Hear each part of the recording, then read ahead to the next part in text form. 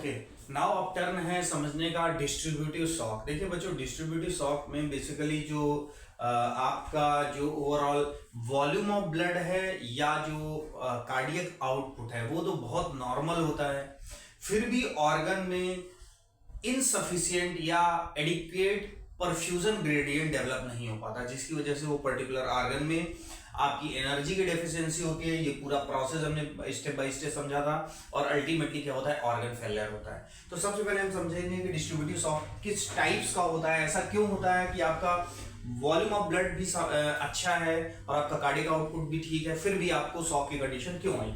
तो बहरहाल distributive shock जो होता है वो आपका बच्चों 3 टाइप का होता है, जिसमें एक होता है आपका एनाफाइलेक्टिक शॉक, एक होता है आपका न्यूरोजेनिक शॉक और एक होता है आपका सेप्टिक शॉक। तो सबसे पहले तो 3 टाइप्स आपको याद करने हैं। देखिए ओवरऑल सिम्टम की अगर बात करूं तो सिम्टम बहुत हद तक कई शॉक में बेसिकली सिम्टम आपका सिमिलर होगा। लाइक आपका इसमें कंपल्सेटरी टैकिकार्डिया होगा, आपको थर्स्ट की फीलिंग आएगी, ग्लोमेरुलर फिल्ट्रेशन रेट कम होगा, आपका कार्डियक आउटपुट कम होगा, आपका मसल क्रैम्प्स होंगे क्योंकि इलेक्ट्रोलाइट डिसबैलेंस होंगे, राइट। तो इस तरह की चीजें आपको लगभग आपका जो ओवरऑल पेल स्किन कलर आपको दिखाई देगा, साइनोसिस का इफेक्ट होगा। तो ओवरऑल जो साइन एंड सिम्टम है वो लगभग सेम होगा, लेकिन यहाँ पे कॉज की अगर हम बात करें तो डिपेंडिंग ऑन कॉज क्या है, 3 टाइप का, anaphylactic, neurogenic and shock, septic shock. तो बेसिकली देखिए बच्चों, यहाँ तक का जो पूरा प्रोसेस है इसको बार बार रिपीट नहीं करना, क्योंकि ऑलरेडी प्रीवियस सेशन में मैंने इसको डिस्कस किया।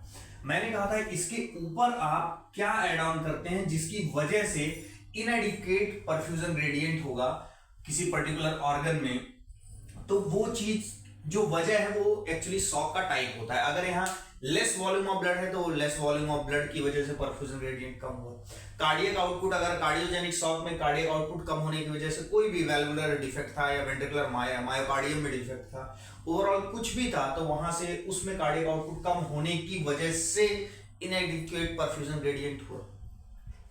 अब यहाँ पे डिस्ट्रीब्यूटिव शॉक में ब्लड वॉल्यूम और कार्डियक आउटपुट तो सेम है, लेकिन यहाँ पे जस्ट सपोज करिए एनाफाइलेक्टिक की बात करते हैं। तो बच्चों एनाफाइलेक्टिक में क्या होगा, ये जब किसी एंटीजन का एक्सपोजर होता है बॉडी में, तो आपकी जो मास्ट सेल होती है वो एक्टिवेटेड होती है, और मास्ट सेल जब एक्टिवेटेड होती है तो हिस्टामिन का रिलीज करती है।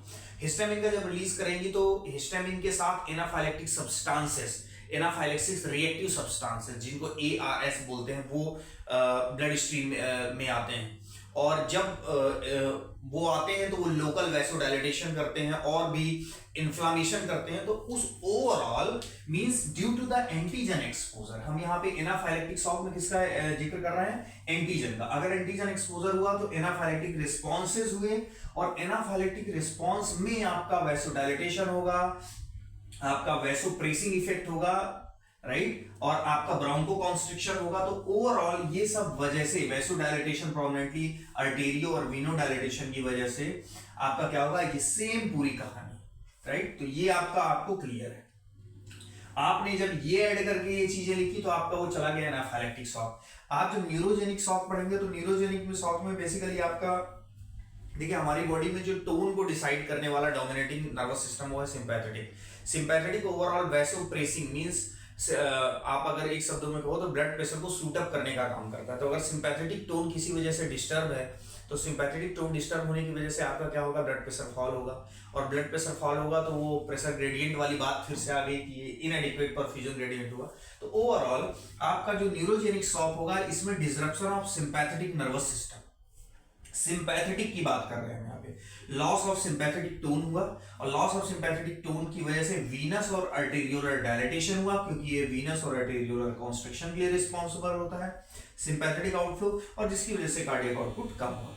तो जब ये चीज आप इसकी जगह ऐड करेंगे, इसके ऊपर इनएडिक्वेट परफ्यूजन, इसकी जगह आप जब ये ऐड कर देंगे तो आपका वो आ जाएगा न्यूरोजेनिक शॉक। तो न्यूरोजेनिक शॉक में आपको सिंपैथेटिक नर्वस सिस्टम के डिसफंक्शन की बात करनी है, जबकि हम सेप्टिक शॉक में हम क्या बात करेंगे कि आपका कोई बैक्टीरियल, वायरल या फंगल कोई ऐसा इन्फेक्शन है जिसकी वजह से लोकल मीडिएटर वहां पे क्या कर रहे हैं, वैसोडाइलेटेशन कर रहे हैं, और वैसोडाइलेटेशन की वजह से आपका क्या हो रहा है, इनएडिक्वेट परफ्यूजन ग्रेडियंट हो रहा है, और फर्दर सेम प्रोसेस हो रही है, सेल हाइपोक्सिया, एनर्जी डेफिशिएंट, ये मैंने डिटेल से ऑलरेडी आपको बता के रखा है। तो ये सारे उसकी पैथोफिजियोलॉजी हो गई। बेसिकली ट्रीटमेंट अप्रोच क्या होगा, तो ट्रीटमेंट अप्रोच आपका जब हम क्या ट्रीट करेंगे, एनाफाइलेक्टिक शॉक। तो एनाफाइलेक्टिक शॉक में बच्चों आपका सबसे पहले यहाँ पे ब्रोंकोकॉन्स्ट्रिक्शन की एक प्रॉब्लम आ रही है, तो कई बार हम एयर वे को सपोर्ट की बात करेंगे, मैकेनिकल वेंटिलेशन की बात करेंगे। और चूंकि यहाँ पे आपका एनाफाइलेक्टिक रिएक्शंस हो रहे हैं, histamine, secondary mediator, allergic response, IG antibody वगैरह रिलीज होगी इसमें, तो हम एंटी हिस्टामिन की बात करेंगे, एलर्जी, एंटी एलर्जी। इन्फ्लामेशन भी होता है इसमें, तो हम corticosteroid as anti inflammatory use करेंगे, या इम्यूनोजेनिक रिएक्शंस इसमें ज्यादा होंगी एनाफिलैक्टिक रिस्पॉन्सेज में, तो इम्यूनोजेनिक रिएक्शन में हम इम्यूनो सप्रेसेंट देंगे। तो बेसिकली जो आपका कार्टिकोस्टेरॉइड होता है वो इम्यूनो सप्रेसेंट होता है। अब एक बात तो ये भी है कि हम एंटीजन को विड्रॉल, मतलब कोई चीज जो एंटीजन है उसको आप क्या करोगे, बॉडी से उससे हटाने की बात करोगे, मीन्स एंटीजन को आप क्या करोगे, एंटीजन विड्रॉल का आप बात करोगे। कई बार इसमें ब्रोंकोकॉन्स्ट्रिक्शन डोमिनेटिंग होता है और ज्यादा होने की वजह से प्रॉब्लम होती है, तो हम इंट्रावेनस क्या देते हैं, इपिनेफ्रिन देते हैं। तो ओवरऑल आपके शॉक के ट्रीटमेंट में आपका इसमें जो एनाफाइलेक्टिक शॉक है इसमें आप इस तरीके से इसका ड्रग को टारगेट करेंगे, राइट। कई बार शॉक में सिमिलर ड्रग भी चल सकती है, लाइक जैसे मैं बोलूं शॉक में, जैसे न्यूरोजेनिक शॉक है तो आपका न्यूरोजेनिक छोड़ो, जैसे कि आपका सेप्टिक शॉक है, अब सेप्टिक शॉक पूरे बॉडी में, होल बॉडी में सेप्टिसीमिया है, तो ब्लड में अगर सेप्टिसीमिया है, ब्लड इन्फेक्शन है, बैक्टीरिया इन्फेक्शन जो है ब्लड में है, तो होल बॉडी में आपका ऑर्गन ब्लड की सप्लाई कम होगी, तो आप वैसोप्रेसर या इपिनेफ्रिन या आइनोट्रोपिक एजेंट्स तो पहले भी देते थे हम कार्डियोजेनिक शॉक में, यहाँ पे भी सेप्टिक शॉक में भी दे सकते हैं। तो ये बहुत ज्यादा मेडिकेशन बिल्कुल रिमार्केबली डिफरेंट नहीं है एक दूसरे का। ओके, अब हम बात करते हैं जैसे न्यूरोजेनिक शॉक में, तो आप यहाँ न्यूरोजेनिक में क्या टारगेट करेंगे कि आपका किसी तरीके से सिंपैथेटिक टोन जो है बढ़ जाए, तो इफेड्रिन या डोपामिन देने की बात करेंगे, राइट। अब यहाँ हार्ट रेट को बढ़ाने की बात करेंगे, क्योंकि सिंपैथेटिक क्या है, शॉक की वजह से सिंपैथेटिक टोन कम हो गई है, तो अब आप हार्ट रेट बढ़ाने के लिए क्या देंगे, एट्रोपिन देंगे। हम यहाँ इपिनेफ्रिन भी दे सकते हैं, राइट। तो न्यूरोजेनिक शॉक में ये ट्रीटमेंट करेंगे। अब अगर हम सेप्टिक शॉक की बात करें तो बैक्टीरियल इन्फेक्शन के लिए सबसे पहले तो आपको पता होगा इंट्रावेनस एंटीबायोटिक की बात करेंगे, आईवी फ्लूइड की बात करेंगे ओवरऑल, राइट, क्योंकि ओवरऑल ब्लड वॉल्यूम को भी यहाँ पे बढ़ाएंगे। सेप्टिसीमिया की वजह से ब्लड वॉल्यूम की वजह से प्रेशर ग्रेडियंट कम हो गया, ब्लड वॉल्यूम हो सकता है बढ़े, तो प्रेशर ग्रेडियंट बढ़े, इसी वजह से हम यहाँ आईवी फ्लूइड की भी बात करेंगे। वैसोप्रेसर मींस वैसो कॉन्स्ट्रिक्टिंग एजेंट की भी हम बात करेंगे, जो कि प्रेशर ग्रेडियंट को बेसिकली यहाँ पे बढ़ाए।